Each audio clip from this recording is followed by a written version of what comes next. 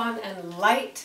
It's called Entrada, which really means just an introductory piece or a short prelude piece, and it's by Graupner.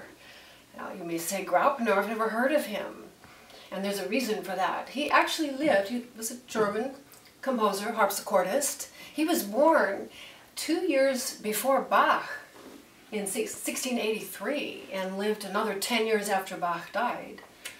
1750 was Bach's death, and this is 1760 at the ripe old age of 77. Had a long life. This is a wonderful early teaching piece in the key of C major, using the scale. The left hand gets this wonderful technique of broken descending octaves going down the scale. And the character of this is springy and light and bouncy. So that's one of the things we want to teach also with an early teaching piece, not just the notes, but the touch, that we get the right character. And I hear this one is laughing and bouncing, and it's a delightful piece. The subject in the right hand is built over 4 measures. Here's measure 1, it's a 4th, 6th. Now measure 3 is, and measure 4. How lovely is that? We get the scale, 4 notes, measure 4, shared between the hands. That scale, that shared scale between the 2 hands, he's going to use later in the piece too. And that's difficult to do at first, so it's even. So I made, actually, this is a really interesting composition. It belies, the simplicity on the surface belies the complexity of its composition. And I made what you get with your chart along with the 2-page piece. You get the satellite view. This is my favorite part of my edition, the satellite view. I made this up, and you can see the entire piece on one vertical sheet here. And I have color-coded the sections here just for ease of understanding. The sections, this is actually a type of musical palindrome. Fancy word meaning that the piece is spelled forwards and backwards the same. It's not identical, but it's pretty darn close. We have our C major section right here, your first line, and the piece ends with the C major section. This is on 2 lines, but they're actually 16 measures long, each of the A sections.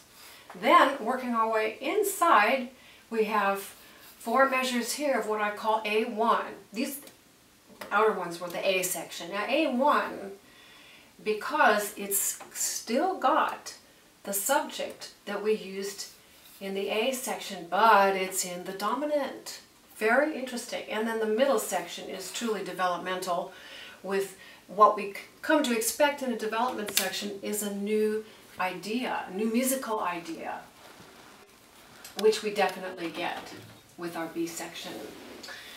And now, putting the hands together, let's start again at the top, and I'll point out a few things that I had to learn to actually perform and memorize this piece myself. It was not as easy as I had thought.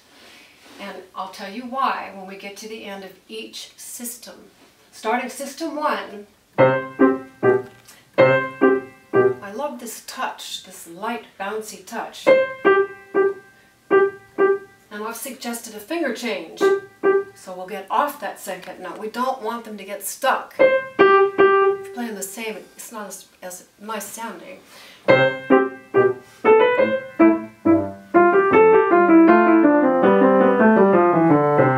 that left hand in measure 3, you had to climb up a 9th, 1 past your octave. So when you teach this, be sure to have your students eyeball that as a 9th, from F up to G. It's not expected, it's quite unusual. And then we repeat.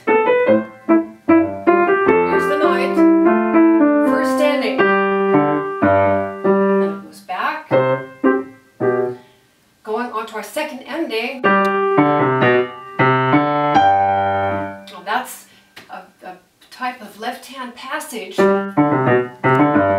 that's a standalone. It's the only time in the piece that we have that particular configuration. So that's your second ending. Going on, that leads us to G major, but remember, this is still using our subject 1, just on the dominant. Another thing that's important, the spatial distance here is 3 octaves apart, 1 octave, 2, and 3. That's important. When we take our repeat, at the very end of the piece, we have to get back to that position. So you're going to remember, oh yeah, that's the big span there, 3 octave span. So going on now, this is our A1 is what I call it. New key, same subject.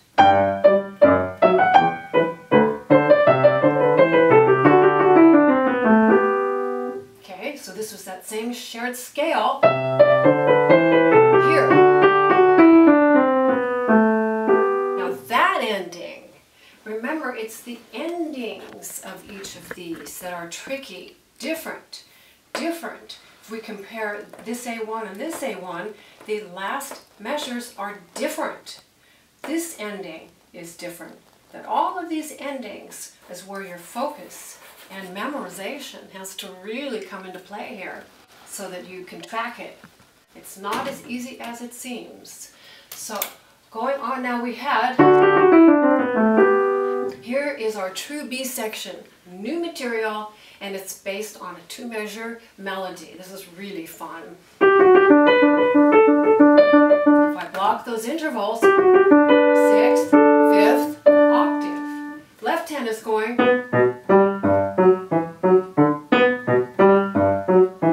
Now if you put those together, that's a 10th, 10th,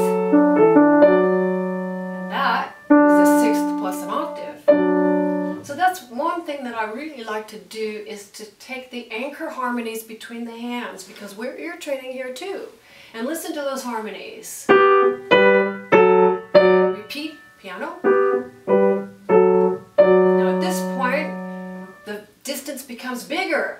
Same pattern. But see, here we're getting that big distance again. So let's play it as written, starting measure 14 in our B section.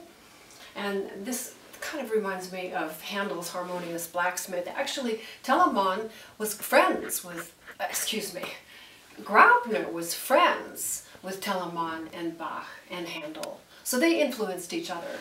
And here is a reference, I think, to Handel.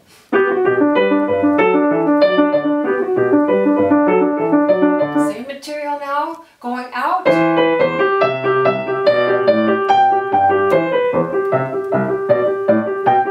Now here comes a tricky part, measure 22.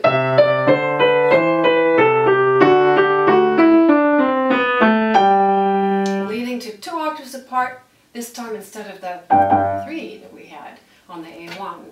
So this shared hand melody, practice that a lot, out of context. Measure 23, so you know it. Or these endings. Okay, page 2, here's our A1. Now here's that other ending, watch it.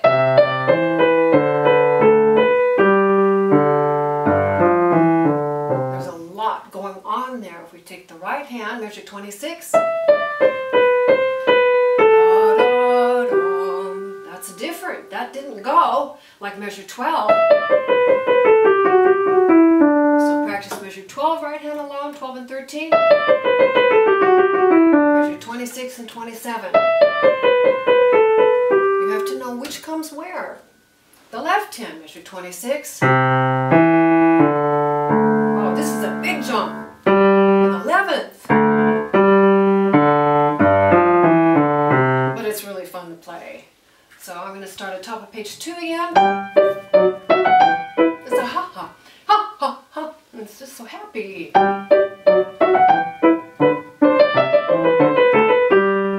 this F natural tells you, yes, we're going back home to C. And this point is where we get back to our A section in C major.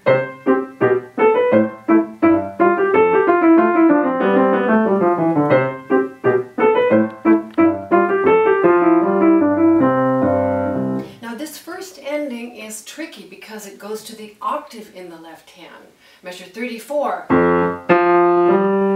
As opposed to the beginning, measure 3 that went the ninth. When I learned this, I had to really pay attention, and so I put a finger number 2 there on your first ending, measure 32. Whereas in measure 3, I put a thumb on the ninth and then cross over with the 2. And that's really something I highly recommend when there's a passage that's similar enough to be confusing. Make the fingerings different, and then your rote memory will also help you in performance. Oh yes, the first time I go up to my thumb on the ninth, the second time I just do the octave with the second finger, and that will make a big difference, I promise you. Wrapping up the piece, we'll start the final time here on our A section.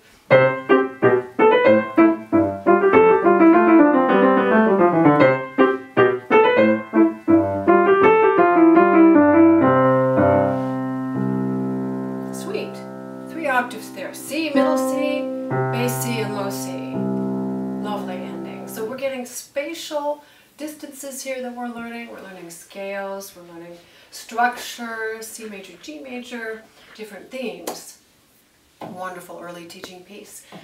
I just wanted to tell you that it's kind of a sad story about Graupner. He was the chapel master in one of the courts, and when he died, his heirs had a long court battle with trying to get permission to sell and publish Graupner's works, and they lost the battle.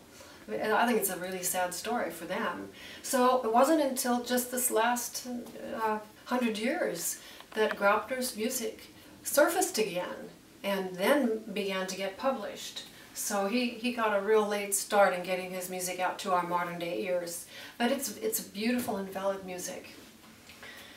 So every little bit of these nuggets that you put into your brain and fingers, be sure to practice the same way each time. You really want to get the same fingerings every single time you play it. I can't stress fingerings enough.